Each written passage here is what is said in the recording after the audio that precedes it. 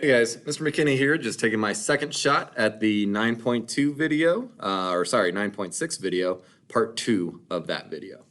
So we just finished up a half-life problem, and now we're going on to a population growth problem.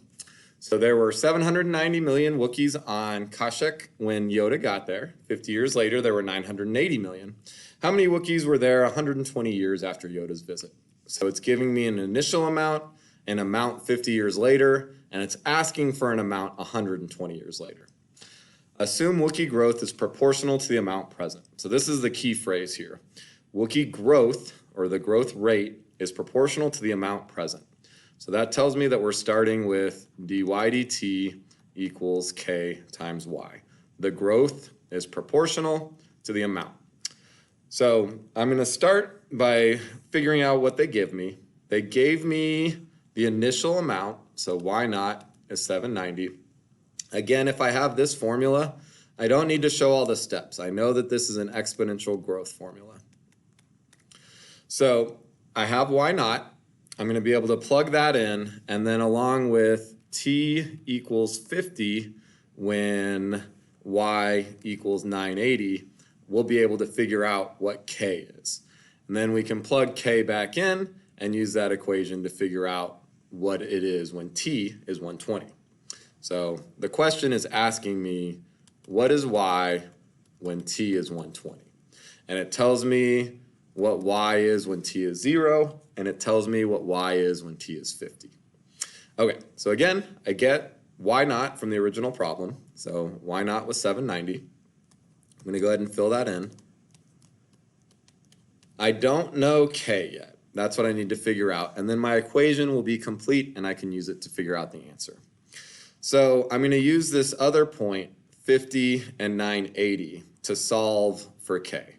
So I'm going to say that 980 is equal to 790 e to the k times 50. So divide both sides by 790.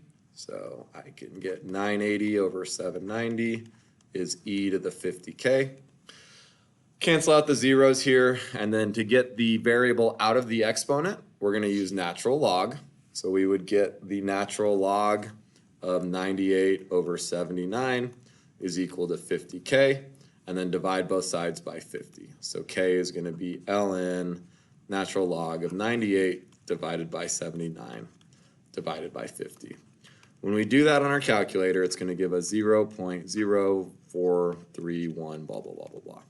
In a second, I'm going to show you guys how to store that in your calculator, because you need to make sure you keep a bunch of decimals to make sure you get the right answer. And the best way to do it is to just store the value in the calculator, and I'll show you guys how to do that in a second. So now we know our k, so we can say y equals 790 e to the 0.00431 times t. And then using my calculator, and I'll show you guys this in just a second, I'm going to plug in my t value of 120. This was ... not a minus sign. And then when I hit equals on my calculator, I'm going to get 1325.149. And then we have to keep in mind the units here, which would be millions of Wookiees. So 1,000 million Wookiees, a billion Wookiees. And this would be that much later. Okay, I want to also show you guys how to do this on the calculator. So on your calculator, if you want to store a value, you're going to get that value. So this is the value I want to store.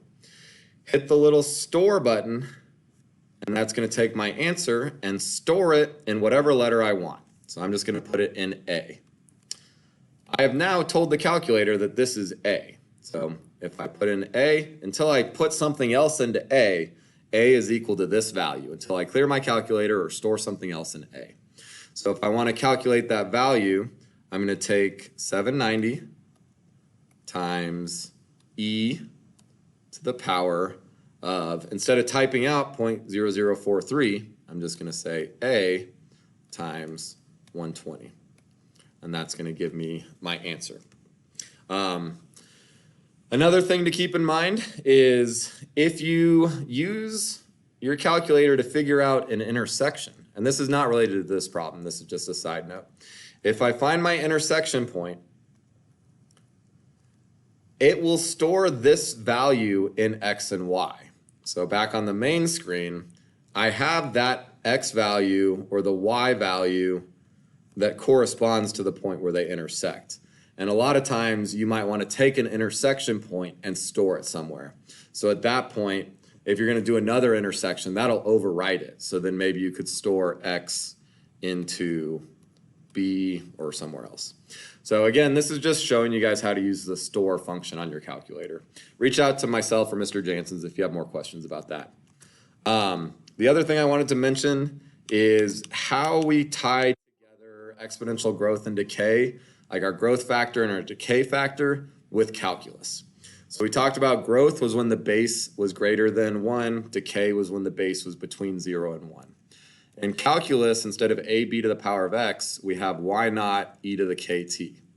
My a is my y naught. So instead of b, we're going to have e to the power of k.